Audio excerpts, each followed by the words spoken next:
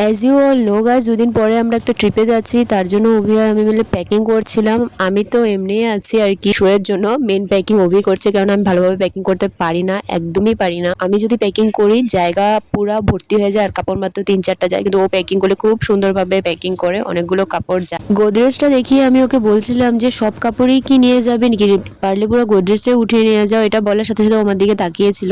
আমার কাপড়গুলো আমি সব সময় ট্রিপে যাওয়ার সময় ওকে দিয়েই প্যাকিং করাই। এরপরে নেক্সট দিনই চলে আসলো হলো পায়েল। তো পায়েল এখানে ফুলকপি কাটছিল, কেননা আজকে বানাবো হলো পনির তরকারি। আর এখানে অভি বানাচ্ছিল ঠেকুয়া। অ্যাকচুয়ালি প্রত্যেকবারই ও ঠেকুয়া বানায় ছট পূজার সময়, কিন্তু এবার ছট পূজার কয়েকদিন পরেই বানাচ্ছে, কারণ আমাদের ট্রেনে কাজে লাগবে, কারণ আমার বাইরে থেকে কোনো কিছুই খাবো না, তার জন্য এখন বাড়িতেই বানিয়ে দিচ্ছে। একটু দেরিতে বানালে একটু অনেকদিন পর্যন্ত থাকবে, হলো রিজার্ভ হয়ে আমরা খেতে পারবো। তো এক চুলায় অভি ঠেকুয়া বসাচ্ছিল আর এক চুলায় বসে গেল হলো ফুলকপিটা সিদ্ধ করতে, সাথে আলুও ছিল। আজকে ফুলকপি আলু দিয়ে পনির বানাবো আমি। পায়েলও কিন্তু যথেষ্টই হেল্প করেছিল। আজকে যা যা হবে সবকিছু তিনজনের মিলিভাগাতি হবে। ঠেকুয়া প্রায় আধা বানানো শেষ হয়ে গেল। এরপর মনে পড়লো যে এখানে কাজু কিশমিশই দেওয়া হয়নি। ফ্রেন্ডস, ড্রাই ফ্রুটস আমি এনেছিলাম, কিন্তু কারোর মাথায় ছিল না। এনিওয়ে এরপরে আমি পটাপট গ্রাইন্ডারে গ্রাইন্ড করে দিয়ে দিলাম ওকে।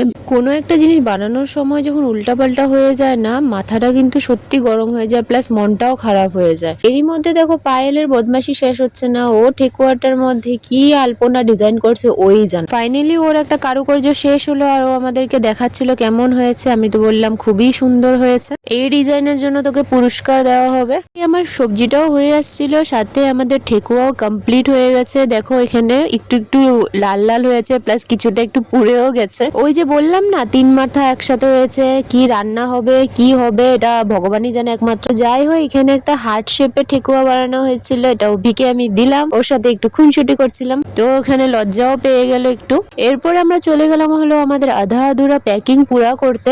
আর এইখানে ফ্রেন্ডস কি কাণ্ড কি কাণ্ড, মানে কথাবার্তাগুলো যদি তোমরা শুনতে না তোমাদের কান দিয়ে রক্ত বের হয়ে আসতো। আমরা যে কি পাগলামি করছিলাম, প্যাকিং করছি না কি করছি ভগবানই জানে। প্রথমে তো পায়েল যে ভাইফোঁটার দিন পার্সটা অর্ডার করেছিল, যেটা তোমরা আমার শর্টসে দেখেছো হয়তো, সেই পার্সটা আমাদেরকে দেখাচ্ছিল আর অভি এটাকে নিয়ে ঠাট্টা করছিল যে কি এরকম পার্স যেখানে বাটনই নেই, বন্ধ কিভাবে করবি, এখান দিয়ে তো তোর সবকিছু চুরি হয়ে যায়। পায়েল বললো দেন পায়েল আমাকে দেখাচ্ছিল হলো ব্লাউজটা, যেটাও আমার জন্য বানিয়েছে। এটা খুব সুন্দর একটা ব্লাউজ, ওটা কোথায় পরবো আর কিভাবে ক্যারি করবো সব তোমাদের সাথে শেয়ার করবো। আর কাপড় দেখো, মেয়েরা যে বলে কোনোখানে যাওয়ার সময় কাপড় খুঁজে পায় না, কেন যে এই কথাটা বলে আমি আজ পর্যন্ত বুঝতে পারিনি। অ্যাকচুয়ালি আমিও সেই কথাটাই বলি, তো আমি আর কেমনে এক্সপ্লেন করবো তোমাদেরকে। দেখো এতগুলো কাপড় রাখার জায়গা নেই, কিন্তু কোনটা কোথায় পরবো আর যেখানে যাবো সেখানে মানে কি পরবো না করবো কিছুই ডিসাইড করতে পারছিলাম না। এনিওয়ে এগুলো তামঝাম শেষ করে ভাত খেতে খেতে আমাদের বেজে গেল রাত্র 12:30 পৌনে 1টার মতো। আর আছে হলো আমাদের হাতে মাত্র একটা দিন, এর পরের দিন আমাদের ট্রেন ধরতে হবে। তো নেক্সট দিন কি করি না করি সব তোমাদের সাথে শেয়ার করবো। So stay tuned and subscribe to my channel. By.